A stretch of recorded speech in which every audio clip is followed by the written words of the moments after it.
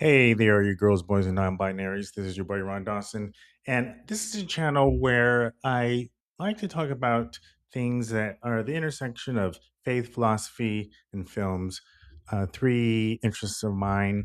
And this is a video I've been meaning to make for a while. And I finally decided to get down and actually make it, which was how did I get to where I am today? How did I become an atheist after being a devout Christian for 4 decades? If you count all the years from when I was a kid to the years where I was an adult as a Christian, 20 of those years I dabbled in apologetics. I would be the guy getting online debating with people as to why you could trust in the Gospels.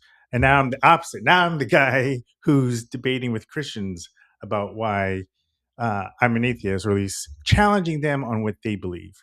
And it's an interesting story that takes me to where I am. And the Reader's Digest version is I was in a period of deconstruction for about 12 years. It was exacerbated by the evangelical support of Donald Trump. That impacted a lot of Christians.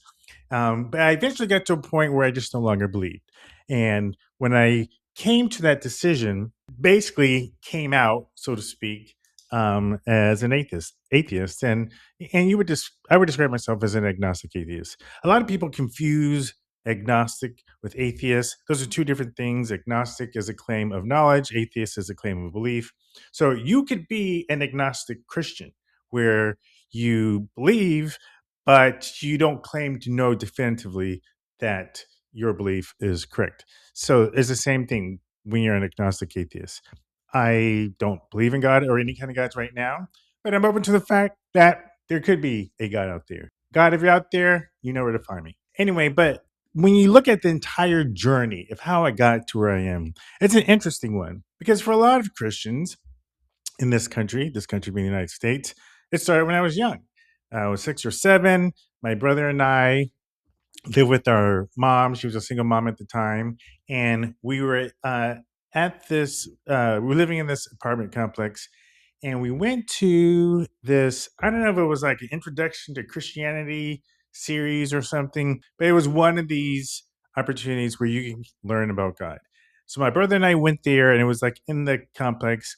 And then we went back to our mom, and so my mom grew up in the South, Southern Baptist. She was already all bought in. And so we told her, hey, we now believe in Jesus. And so we sat down and we said the prayer. And according to the Bible, depending on what version you believe, at that moment, the angels erupted in celebration over these two little black nappy headed boys becoming Christian. And so, all throughout my childhood, my mom went to a lot of different kind of churches. At one point, she went to an Episcopalian church. We lived in the Los Angeles area, so at one point we went to EV Hills Mount Zion Baptist Church. Now, if you're a Gen Xer or older millennial and you grew up in a black church, I'm pretty sure you know Dr. EV Hill. I went to his church, and this was a black church in downtown LA, and it was the kind of church where like black celebrities would go there. I remember seeing, this is going to date me, but Ray Parker Jr. was there. This was at the height of his Ghostbusters song. Who else was there? I can't remember, but a number of black celebrities went to this church.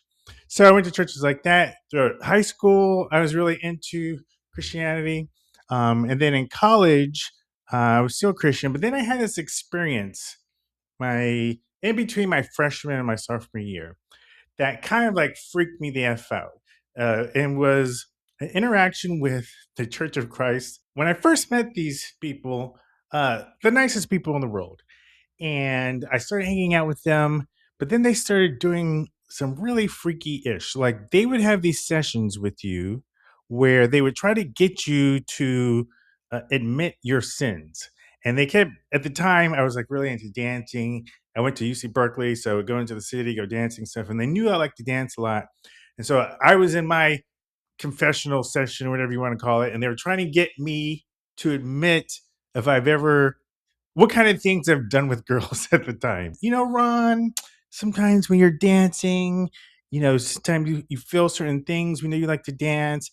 Sometimes you dance really close to girls and you may have certain feelings. Have you ever ever experienced things like that, Ron, where you felt close to girls?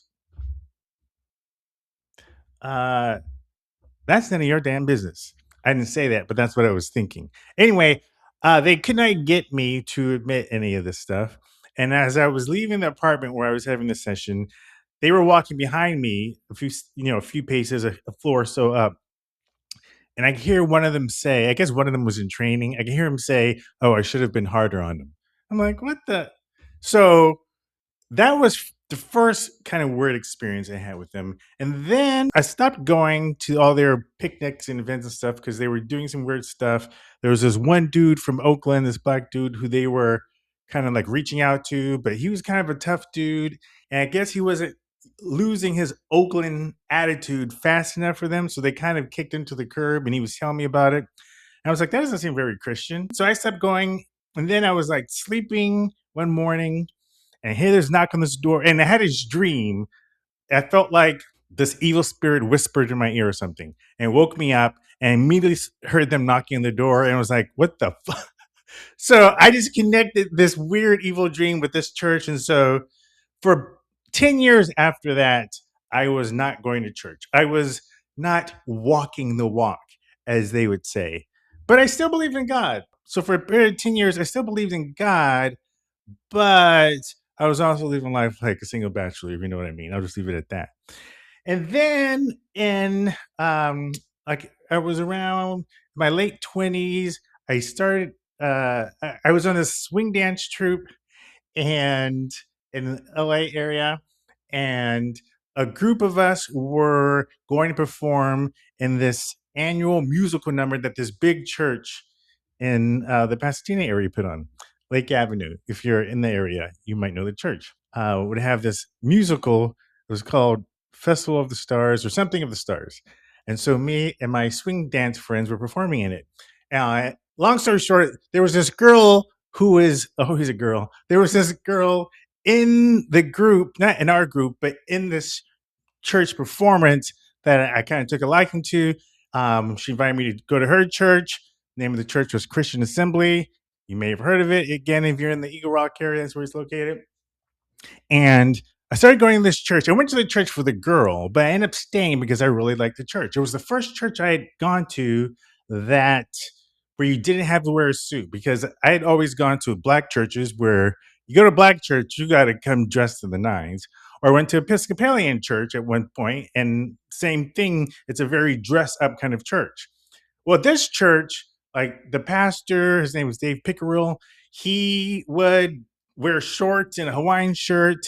The worship leader, his name is Tommy Walker, worldwide famous worship leader, was a worship leader for like this church's worship band was world famous. Like they had some of the most amazing, talented musicians in Los Angeles, like people who would play on like Michael Jackson albums and stuff like that in this worship service, in this worship band.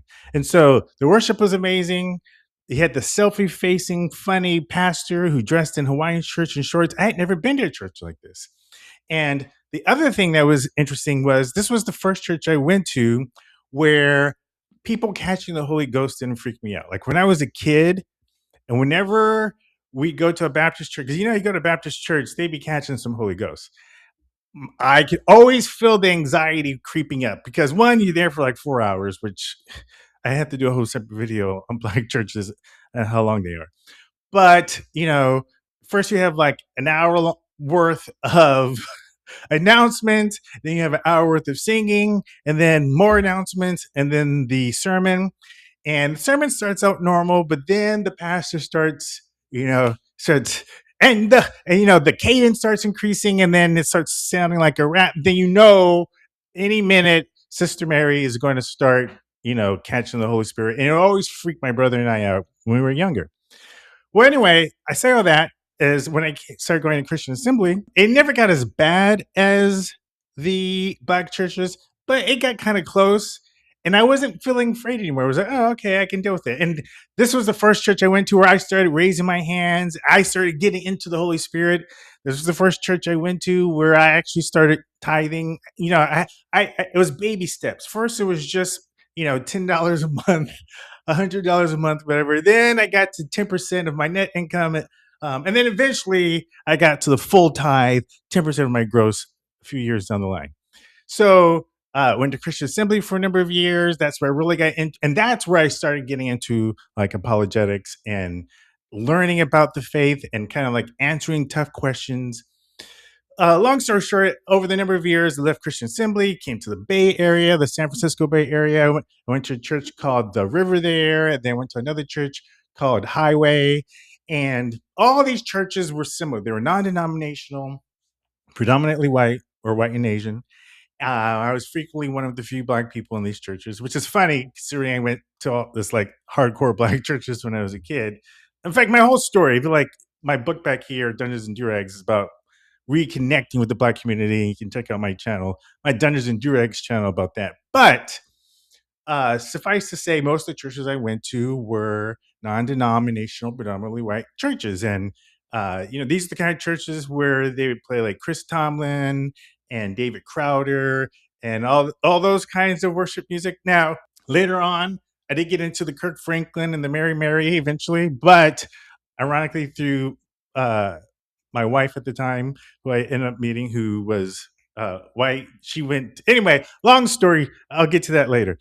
But so I went to all these black churches, and then I started when I was at the River Church. That's where I started getting into like these were very seeker-friendly churches. Seeker-friendly means a seeker is somebody who's seeking out the faith. They want to understand what it means to be a Christian. And so I would join like these seeker-friendly ministries, like Alpha. That's a perfect example. Alpha is a program that was created by this guy named Nicky Gumbel. I think that's his last name. He was an attorney. He was an atheist, and he became a Christian. And so, like 30 some odd years ago, he started this program called Alpha, and is where you can come have dinner with seekers, and you have a nice meal, and then you'd watch a video, and then you would have discussions about Christianity at a table. So I would join those kind of ministries where I was helping to answer tough questions about Christianity. So I did that for a number of years. Then I met my now ex-wife. We were married for a total of 17 years. I'm not going to get into details about that because I want to respect her privacy. Suffice to say, we met on a Christian dating service. That's how we originally met. We felt like God led us to one another. So we were together for a number of years. And during my marriage, I got even deeper into my faith, got into more apologetics related ministries.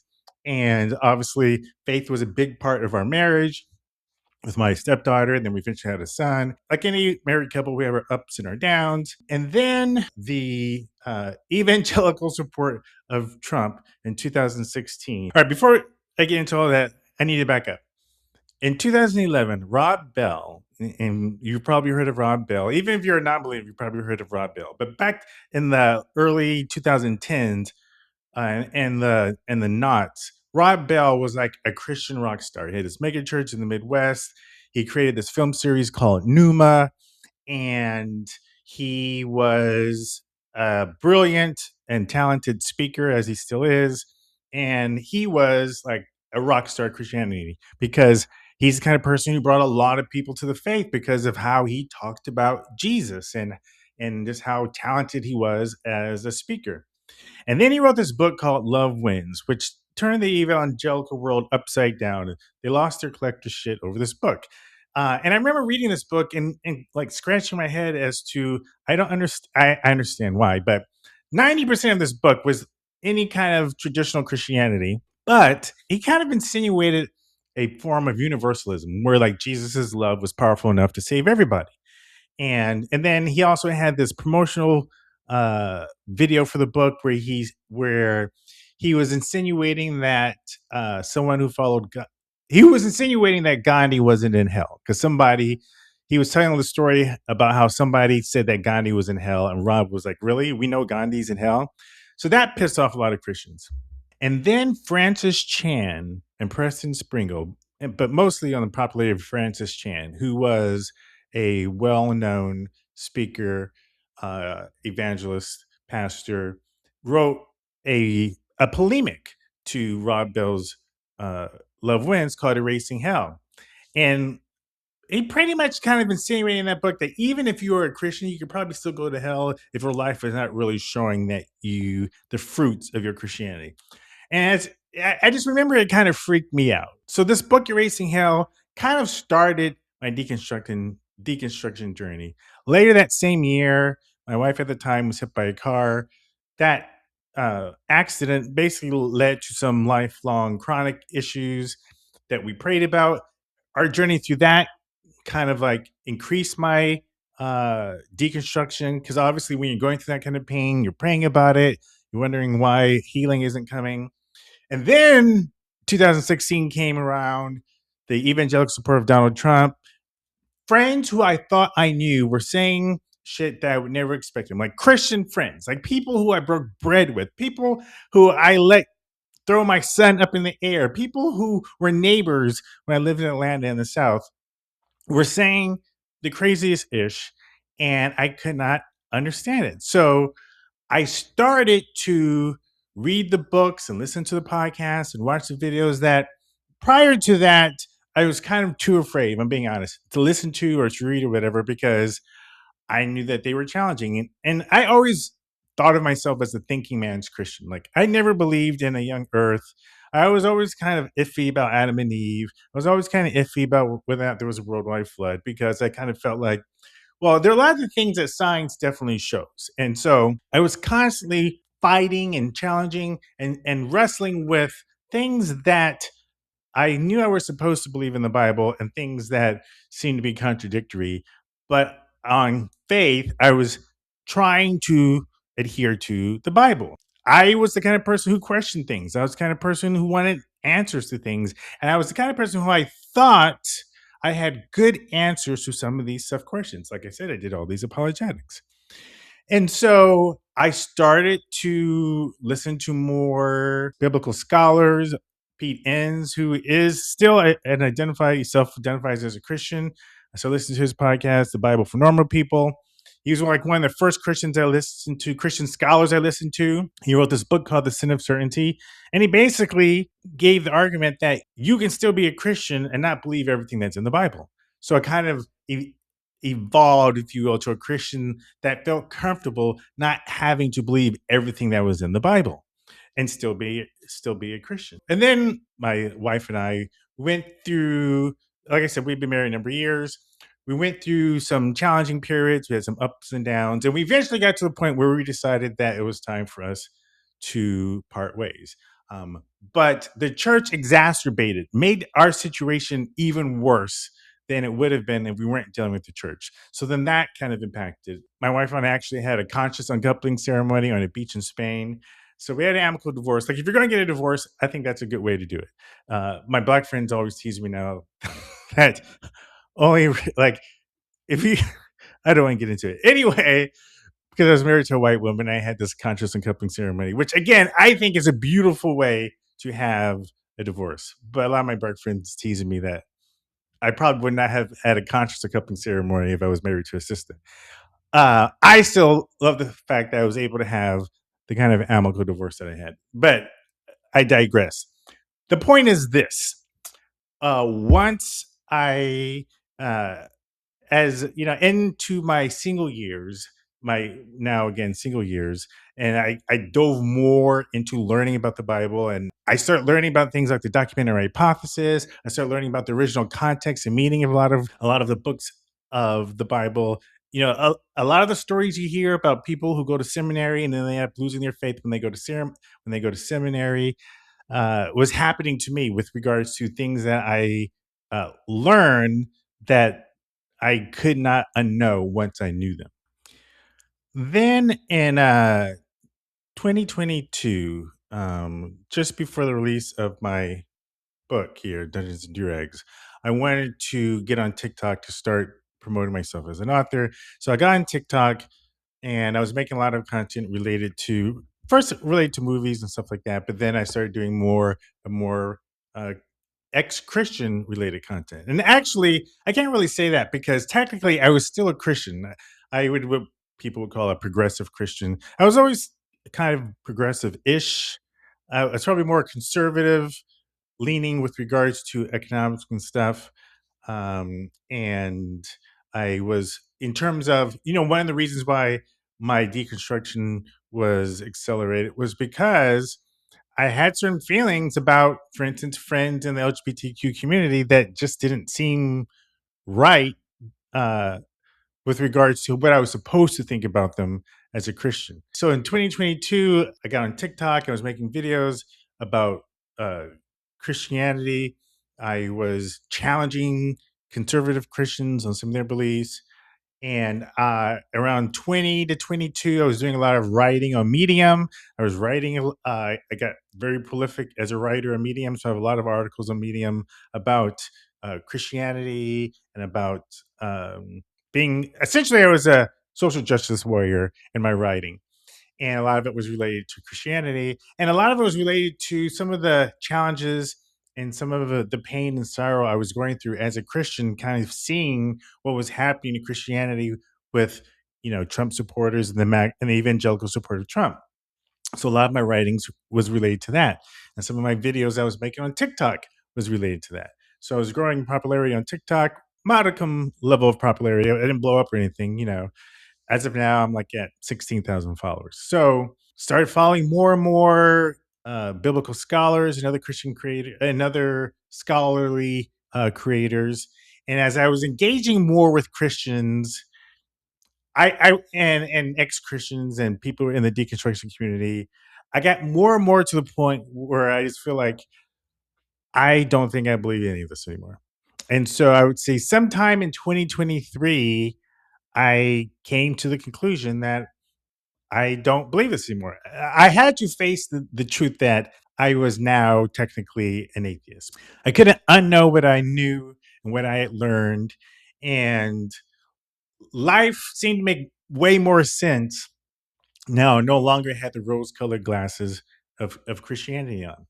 But, I kind of say that my religion now is truth, justice, empathy, and compassion. Like anything that aligns with what is actually true, scientifically true, morally true, philosophically true, etc. Justice for those who not demand, but those who deserve justice, empathy, and compassion. And if anything you believe, if it aligns with those four, I'm cool with you. And you don't need to believe in a God to have those things. And so for the past few years, I have made more and more content geared towards it's never my goal to try to unconvert anyone. I don't care what you believe as long as you do those four things I talked about. But I do make content that challenges people, and because my book is a satirical memoir about me reconnecting with the Black community, largely because of Donald Trump. A good chunk of it is about my Christian journey. Since it has that satirical bent, and that's something that I kind of lean towards, some of my videos are satirical in their nature, and so that gets under the skin of some Christians, and those Christians who are more thick skinned and they can understand that I'm trying to make certain points in the videos that I make are usually the ones that I get along with.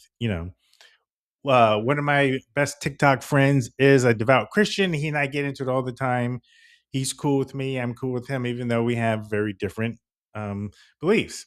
And so, at this stage of my life, the more I engage with Christians, the more I'm confident in my lack of belief in the God that so many Christians believe in.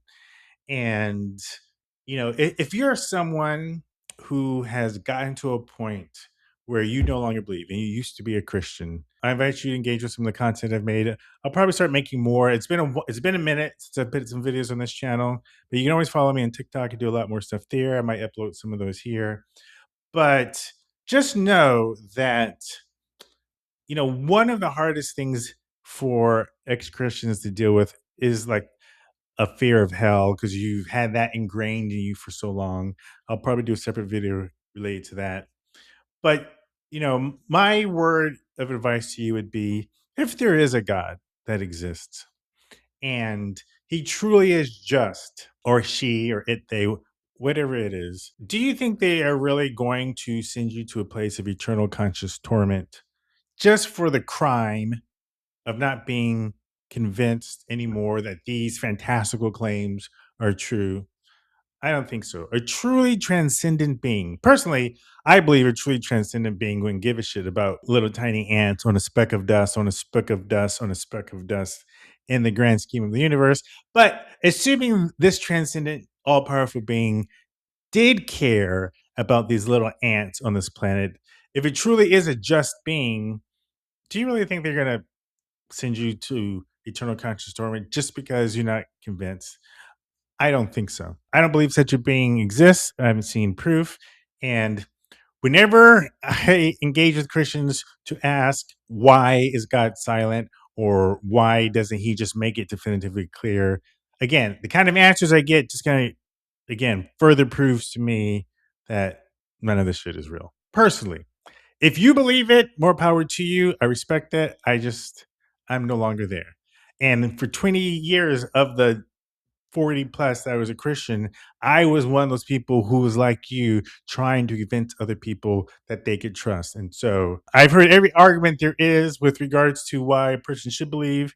So you're not going to tell me anything I haven't heard, but I invite you to leave comments on this channel, to ask me questions, to challenge me. I love being challenged, and I open the door for you to be challenged as well. I think that's it in terms of my personal story as to, why I'm no longer a believer. I didn't stop believing just because of the evangelical support of Trump. That exacerbated it. It made it go faster, I would say. But at the end of the day, I'm an agnostic atheist because I'm not convinced of this story, of these things in the Bible. I have a better understanding of what's in the Bible. And based on that understanding, I don't think it's true. It's as simple as that. I think the only person who could really convince me would be God himself. So again, God, if you're up there, you know where to find me. All right, that's it for now. If you have any questions about my journey, feel free to leave them in the comments. But in the meantime, like I always like to say, truth, justice, empathy, and compassion. And if you are a Christian, in the absence of biblical certainty, choose love. Peace.